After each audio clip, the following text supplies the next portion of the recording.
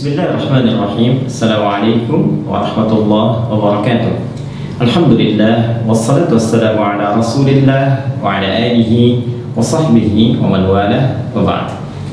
Saudara-saudariku, di antara tuntunan fikih yang sangat penting diketahui dan dijalankan oleh setiap muslim ataupun muslimah dalam syariat Islam adalah tuntunan mandi janabah.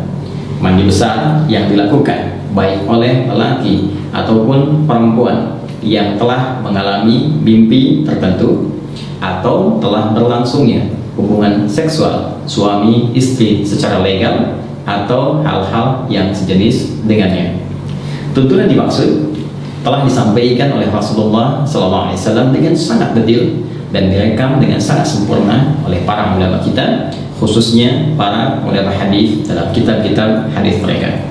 Di antara sekian kitab itu, bersama kita saat ini ada kitab Imam Muslim, dikenal dengan Sahih Muslim.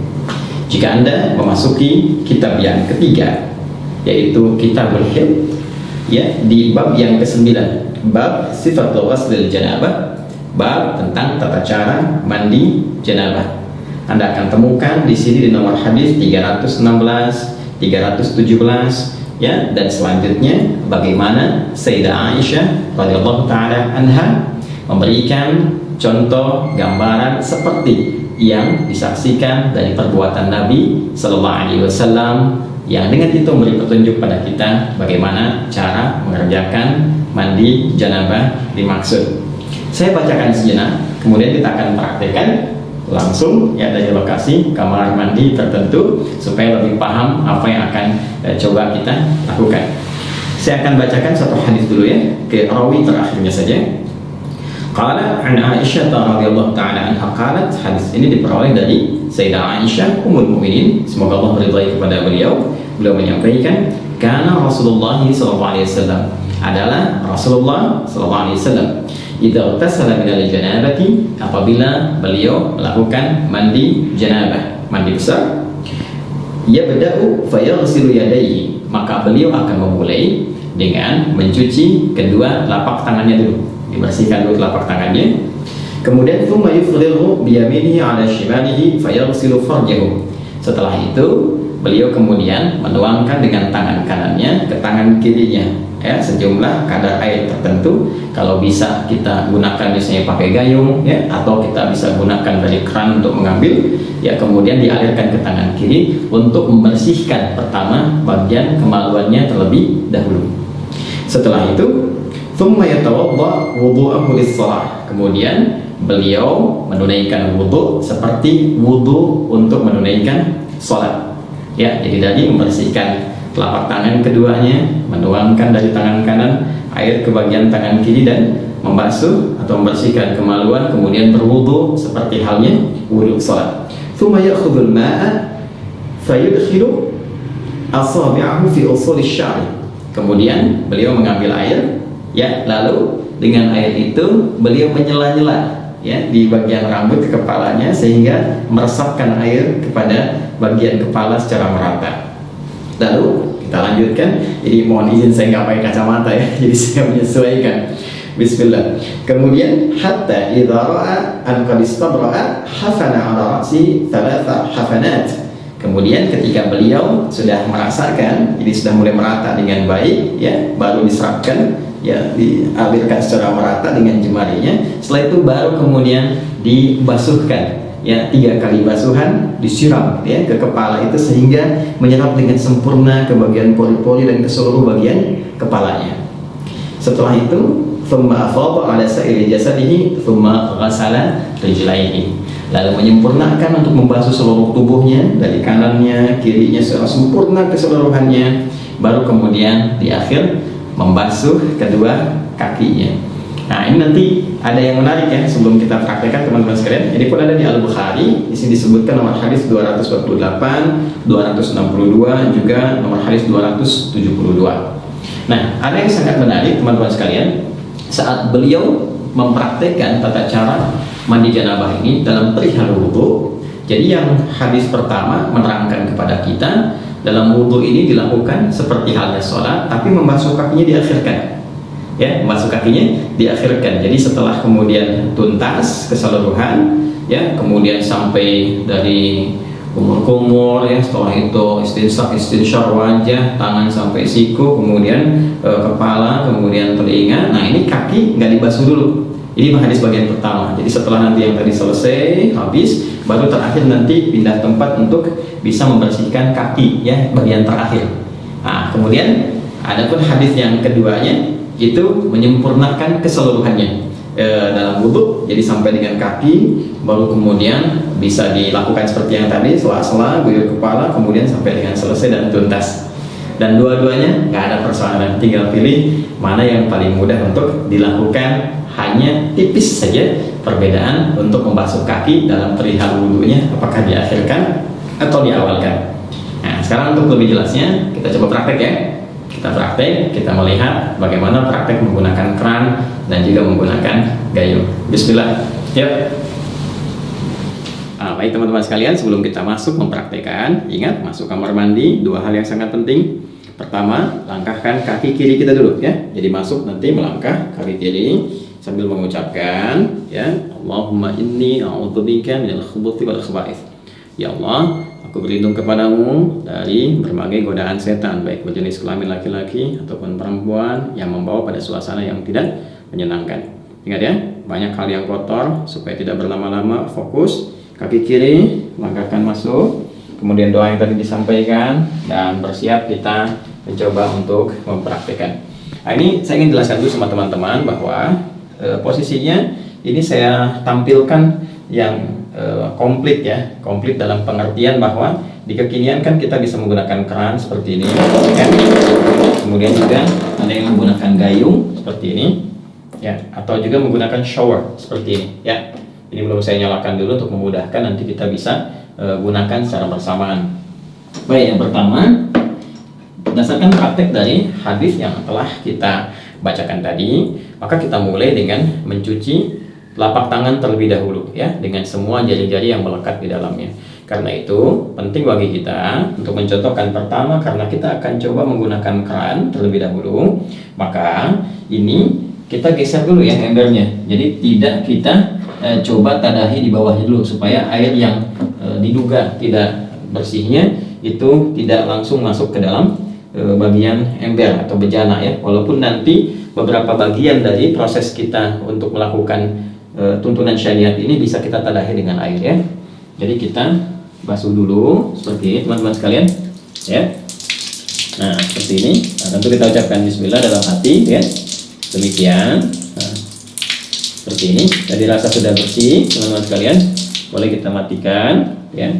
Lalu kita tadahi begini, ya, supaya tidak terlampau banyak nanti air yang mengalir keluar sehingga berlebihan, ya, dan sangat tidak disukai berlebihan. Baik, kemudian setelah itu kita coba nyalakan dulu teman-teman sekalian, ya. Lalu siapkan sabun. Ini sabun, ya, sebelumnya sudah ada. Kita siapkan sabunnya dulu. Nah, ini sabun penting karena nanti di dalam hadisnya teman-teman sekalian, itu nanti saat membasuh kemaluan, itu tangan setelah itu dibasuh dulu menggunakan tanah. Dalam hadisnya itu, ya, tanah. Nah, ini sebagai pengganti dalam konteks tanah itu bisa menggunakan apa? Menggunakan sabun, ya. Jadi intinya membersihkan kotoran, mungkin bakteri atau yang lain yang melekat di dalam tangan setelah membasuh kemaluan. Tadi sudah kita tangan sudah kita basuh, ya, sudah kita bersihkan. Setelah itu kita lebih baik sambil jongkok seperti ini, ya, sambil jongkok. Karena mungkin sisa-sisa dari bagian tubuh kita bisa juga dikeluarkan untuk mengalir. Kemudian setelah itu dibersihkan bagian kemaluan, ya. Jadi ambil air, teman-teman bersihkan bagian kemaluan dengan rapi, dengan bersih. Nah, setelah kemudian ini hadis tadi yang tidak sempat saya bacakan, ya, hadis yang keduanya, karena untuk mempercepat, ya, untuk mempercepat ke praktek. Jadi nanti setelah dibersihkan, ambil sabun, ya, di sabun diambil secukupnya. Kemudian, nah, seperti ini, ya. Nah, kita bisa kemudian cucikan dulu, basuhkan, kemudian baru kita bilas dengan menggunakan air seperti ini, ya. Nah, sudah selesai. Baik. Nah, ini sudah bersih bagian kemaluan. Lalu setelah itu kita bersiap untuk berwudu seperti wudunya sholat, ya. Jadi ini saya coba singkapkan dulu teman-teman sekalian, ya, sampai sini supaya ini bagian siku juga bisa ada batas yang terlihat. ini ya. Kita mulai wudhu seperti halnya wudhu untuk sholat. Nah, ini seperti biasa ya. Nah, boleh kalau mau begini lagi, ini kan sudah bersih di tangan tadi ya, begini. Nah, sudah berniat dalam hati kita. Nah, bismillah sudah kita ucapkan juga ke dalam hati kita. Kita mulai ya. Nah, ini kita bisa berkumur-kumur seperti biasa.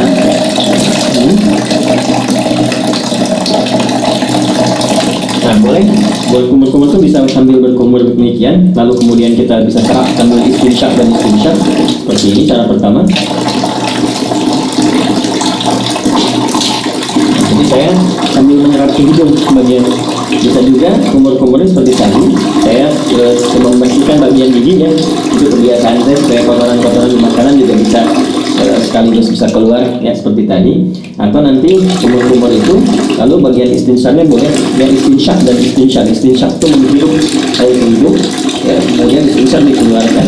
Nah, dalam suasana COVID semacam ini itu penting karena nanti reseptor-reseptor virus itu yang suka menempel di bagian hidung ya, sebelum masuk ke laring, ke faring, lantas ke paru-paru, kita berlindung dari semua itu ya. Nah, ini bisa setidaknya bisa dikeluarkan dengan istinsyak, menghirup air ke hidung dan istinsyak dikeluarkan. Seperti contohnya ya, hirup ya, jelas ya. Baik. Nah, ini teman-teman sekalian sudah. Kemudian seperti biasa ke wajah ya.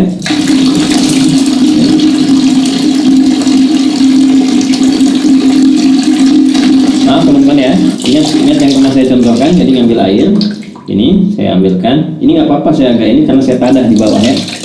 Nah, seperti ini. Lihat baik-baik. Nah, begini. Ini yang jempol ya, ke bagian belakang telinga begini. Lalu seperti ini, teman-teman. Nah, tadi sudah begini ke bagian belakang, begini. Nah, yang telunjuk ke sini untuk membersihkan bagian ujung-ujung mata. Tuh.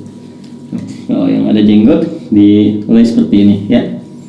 Baik. Seperti biasa 2-3 kali, jadi boleh 2 kali, boleh 3 kali untuk menyempurnakan.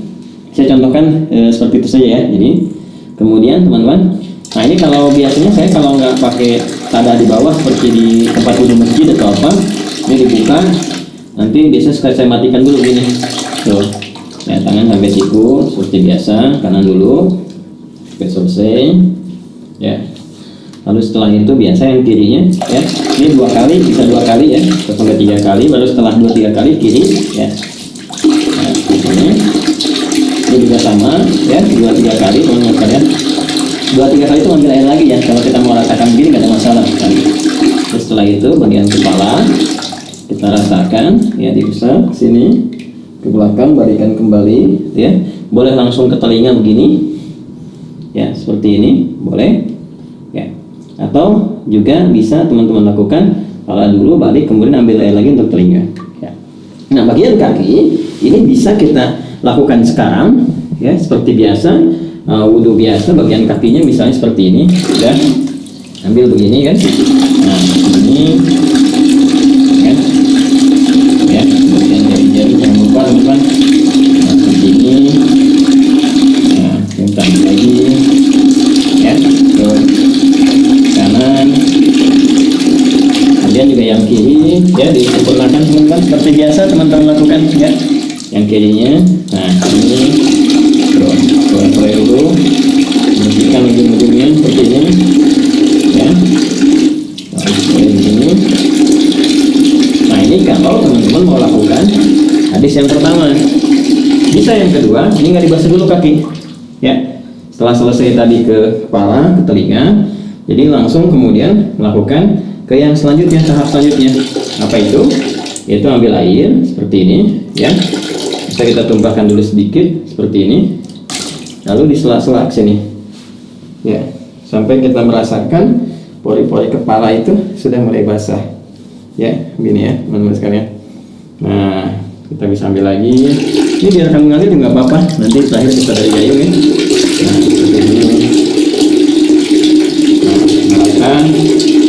Saya letak ya. Nggak ada beda laki-laki dengan perempuan ya. Nah, seperti ini biasanya ya. Nah, setelah itu cukup, bisa sekali, bisa 2 kali ya. Setelah itu teman-teman disebutkan dalam hadis, kemudian Nabi mengambil air, tertentu bisa dengan ini, bisa dengan hadirkan dengan ini ya, dengan kepalan, bukan kepalan terbuka begini ya, antara telapak tangan kanan kiri disatukan begini, kemudian disiramkan ke kepala, untuk ke kepala dulu, meratakan kepala seperti ini ya. Nah, jadi bisa aja sebenarnya pakai telapak tangan ke kepala dulu, tadikan sedikit-sedikit ya di sela-sela. Kalau ini meratakan, kalau bisa menggunakan ini juga boleh, gunakan kerangnya. Saya coba contohkan pakai ini dulu, tuh ya, secara menyeluruh, jadi selesai gitu ya. Atasnya ini 3 kali ya, jadi 3 kali dicontohkannya ya.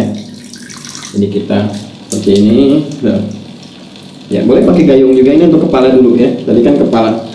Nah baru setelah itu disiram ya, siram di seluruh tubuh. Ini sudah merasakan rata, sudah enak ya. Nanti ada hikmahnya loh, kenapa kepala dulu itu ada hikmahnya ya, termasuk nanti terkait dengan kesehatan, kesegaran tubuh, dan juga bagaimana menghidupkan kembali semangat dalam beraktivitas supaya nggak malas, lemas, kemudian daya pikir jadi kuat dan sebagainya ya. Lalu kemudian membantu secara sempurna dari bagian kanan sampai kiri sampai dengan selesai. Ini kalau kepala sudah, kita turun dari sini ya. Nah, sampai selesai, terus rasakan ya.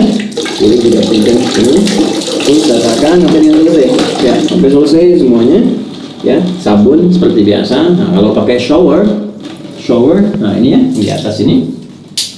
Nah, ini saya turunin dulu ya, biar memudahkan, biar nggak ini sama kamera, kan ini bisa begini juga ya. Nah, ini tinggal begini aja, atau dipasang di atas seperti tadi ya. Nah, ini begini, pasangkan lagi. Nah, ya. Kemudian seperti ini. Nah, ini lebih rata ya. Ambil kanan, ini pakai apa? Pakai sabun dan seterusnya. Nah, kemudian selesai teman-teman sekalian. Nah ya, jadi ini sudah disabunin, rata semua. Nah, kalau bagian pertama tadi yang kakinya belum dibasuh, belum dibersihkan, maka berpindah tempat ya. Berpindah tempat tuh gini, supaya tidak teraliri oleh air yang tadi sudah kita basuhkan ke tubuh kita, sehingga masih bercampur kotoran-kotoran yang mungkin tidak mengalir sempurna. Itu ya hikmahnya. Maka berpindah sedikit, pindah sedikit kan. Kemudian kita mulai basuh kaki ya, yang tadi belum terbasuh dalam wudhu tadi pada hadis yang pertama. Boleh kita basuhkan sesuai seperti yang dalam apa namanya wudhu. Kita ambil saya begini ya, kita masukkan. Nah seperti ini ya, ini masuk kaki secara sempurna ya kan. Lagi, nah seperti ini ya. Atau karena saat mandi tadi kan sudah dibersih, gosok-gosok, bisa tinggal begini juga bisa ya, begini bisa. Nah seperti itu.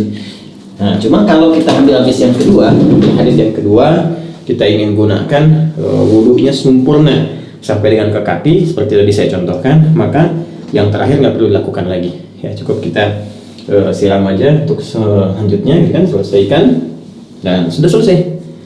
Nah karena sudah mandi besar itu menghilangkan hadas-hadas yang besar, otomatis yang kecil juga hilang ya, jadi tidak perlu kita berwudu kembali. Kalaupun ada yang ingin berwudu kembali ya tidak dipersalahkan juga, tapi karena sudah selesai kan tadi wudu sudah, kemudian mandinya juga sudah, jadi tidak wudu pun ya tidak menjadi persoalan, tidak perlu wudu lagi, tinggal pakai handuk ya, diselesaikan, dirapikan dan selesai tuntas. Nah ini teman-teman, Abin nggak bawakan anduk jadi saya harus keluar untuk contohkan dulu, keluar kamar mandi dengan menggunakan kaki kanan ya. Kita keluarkan menggunakan kaki kanan seperti ini ya, sambil kita mengucapkan ghufranaka ya, ghufranaka ta alhamdulillahilladzi adhaba 'anil adha wa 'afani ya.